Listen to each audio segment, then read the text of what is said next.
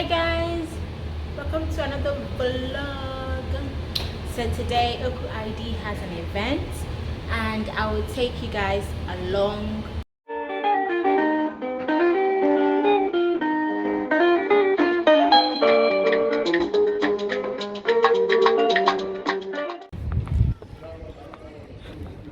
Who do we have here?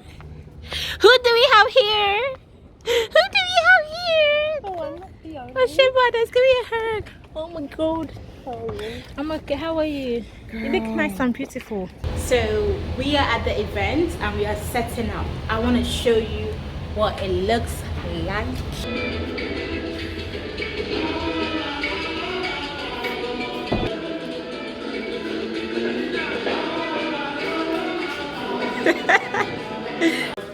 Okay guys, I think we're ready.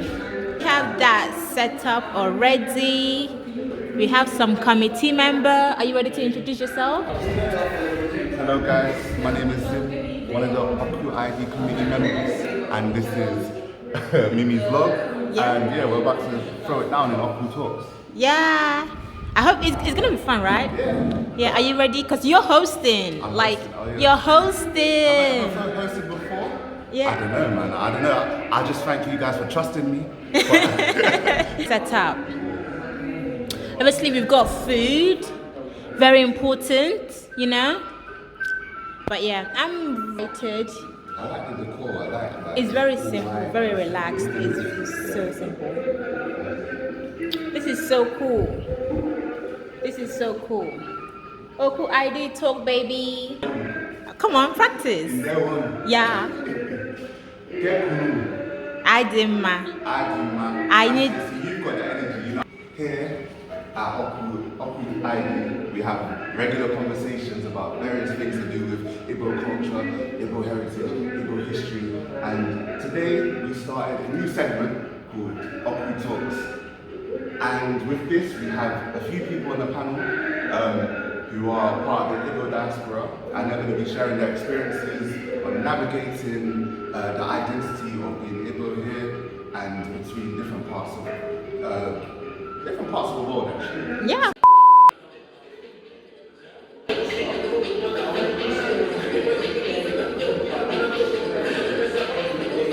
Yeah, I'm not done. See what she's got me doing.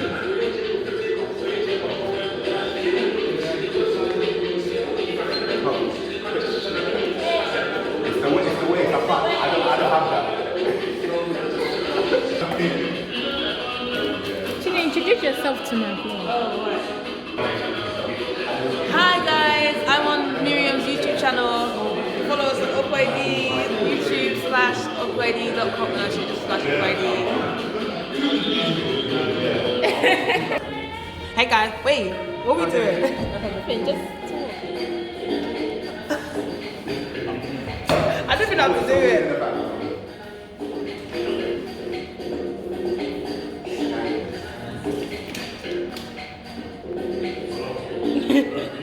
Do you want to tell them who you are? Who are you? Who are China. you? Ma, do you want to introduce yourself? Hi guys, I'm Mel. That's it? What do you want to know? Chicken. She's our president, by the way. Guys. Come on, plug yourself, I beg you. Okay, hi guys, I'm President of the Life. I'm Chinamelon. And you're also a... I'm also chemical engineer.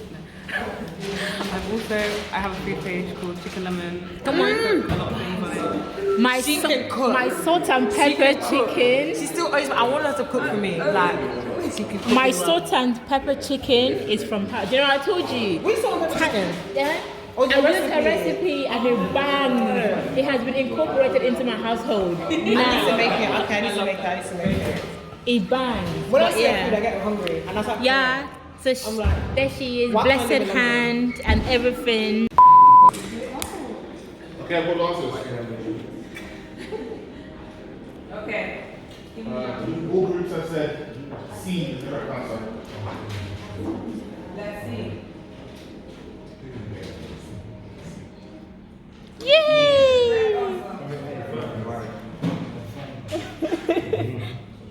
Next question. In Igbo folklore, what animal is often described as wise and crafty?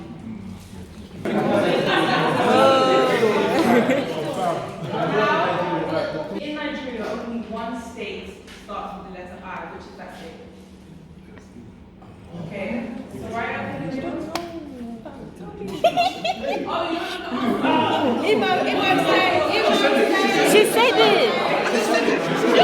Yeah.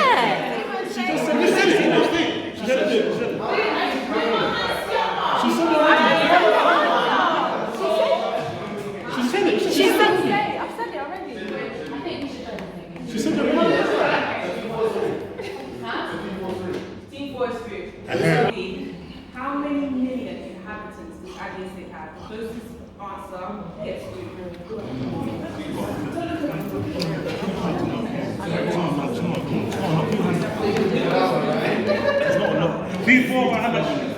Okay, Miriam. 7 million. Okay. Next one, next team. 5. So 7, 6, 5. The answer is 8 million. Oh, that's 7, baby! 7, baby! That's my city, you know. I had to get it right. Me.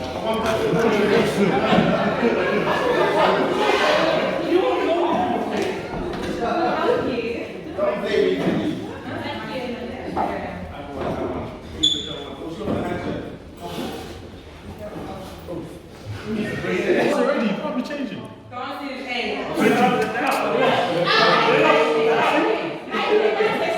They lost.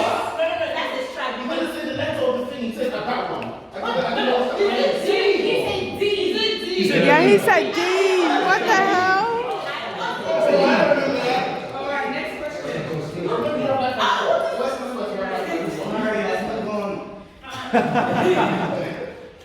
Hollywood star Los Sam Loco is often known for what? No, but it could be 2 answers here though. There's two. No. There's 2 possible answers there. Yeah, there's 2. Charles, what answer do you suggest your friend? Safest answer. C. So we're going to C. Okay, final answer. C.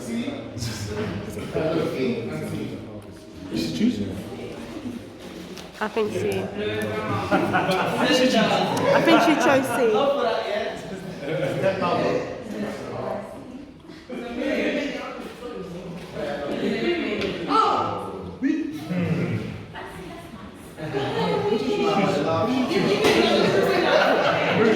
Wait, what did you choose?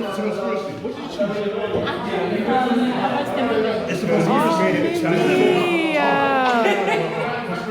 Oh, it should. Oh man. But you know that video that But you know what? Yeah, they need to give him. They need to give you the point because he's always hesitating.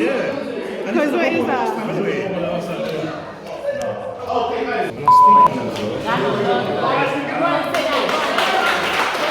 She said, "Go and sit down."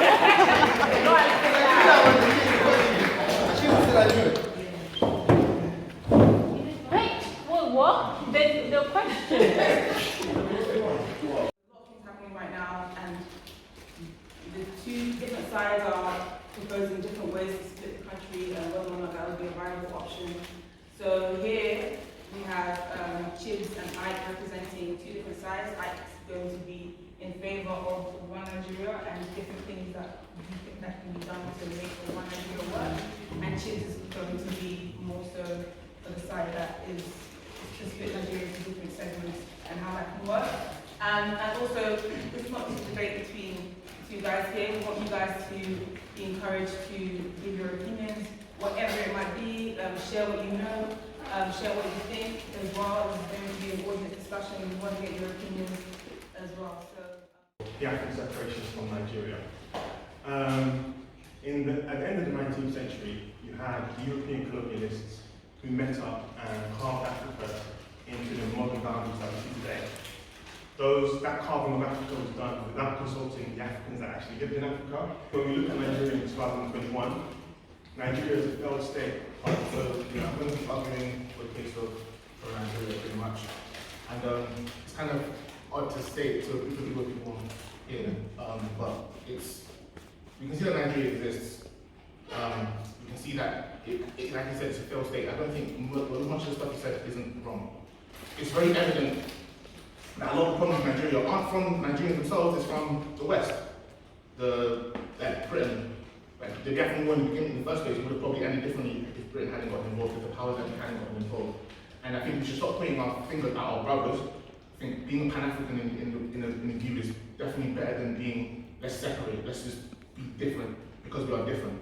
If you're expecting Biafra to be a country absent of corruption, absent of any kind of conflict, and absent and paradise, then you're selling yourself a dream. But what Biafra will be is a protection from the unmitigated ethnic violence that Igbo people have faced. If we create a sovereign state now, Yeah. as we are now, with the people we have now, Yeah. and all breaks up, or Harry says, you know what, I'm not happy with that, I want to invade the country, who's going to come to our aid? I'm saying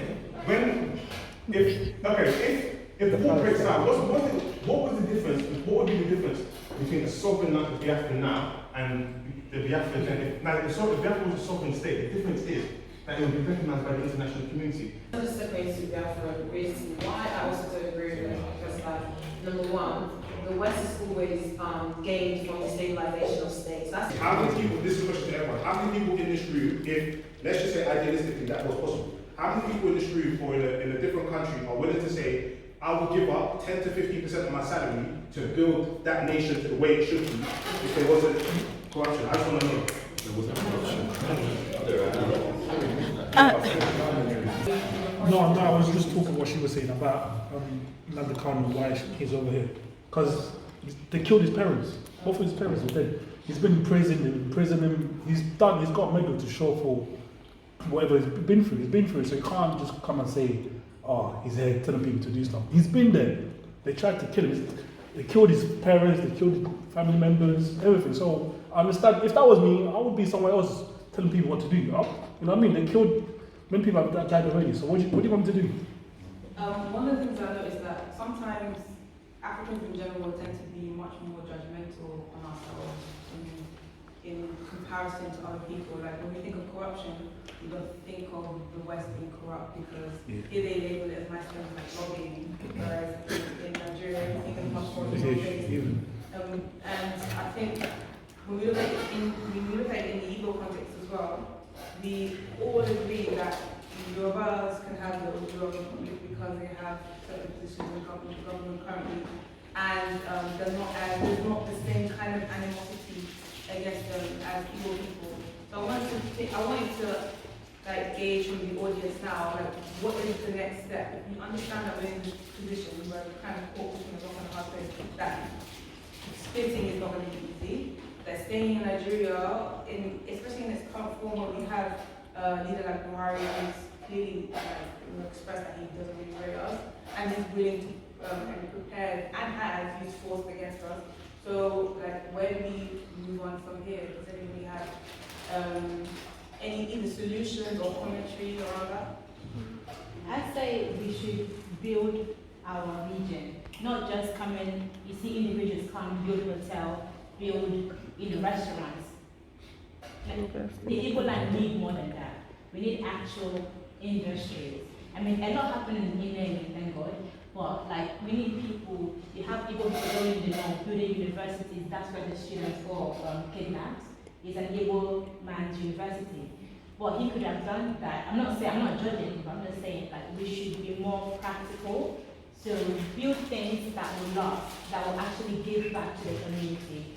Build schools, build hospitals, and then you can build the entertainment spots and whatnot. But that, if you go to Owerri, everywhere is restaurants, everywhere is bar. We need more than that. So I think we should be more futuristic. Yeah. Yeah.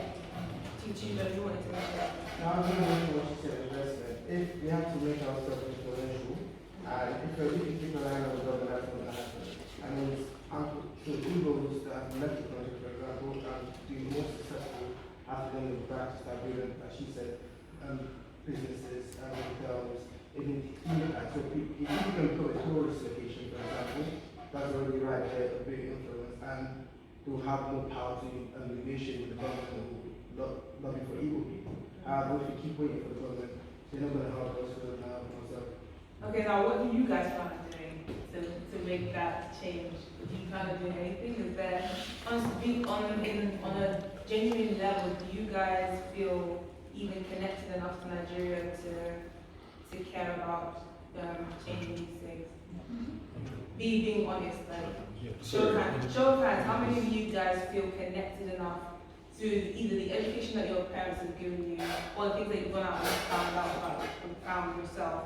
Do you feel connected enough to Nigeria or wherever to be invested in its improvement?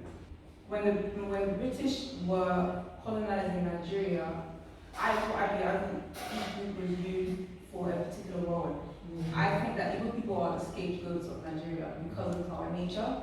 You don't send dozens of anthropologists to a place to study people over the course of years and years and years. And then all of a sudden you have colonialism, and all of a sudden you have these issues. It's true. Like, our problems are backed by deep research, if you get what I mean. So Igbo people being in this predicament, I think is like almost like by design. Yeah, But, you know, I think, what was your No, I'm just saying like, how do we tackle, like... No, I'm not trying to do. If you want to defeat this whole international, well, we won't because we're Nigerian. Like, if you want to defeat this international, rip up all of the treaties, get somebody to rip up all of the treaties, and the answer is, and what? Otherwise, we're going to be stuck in this argument forever. I'm telling you this. The answer is, if you're bad, do something. Because all the countries who put out that's not politics as much as everybody else. But all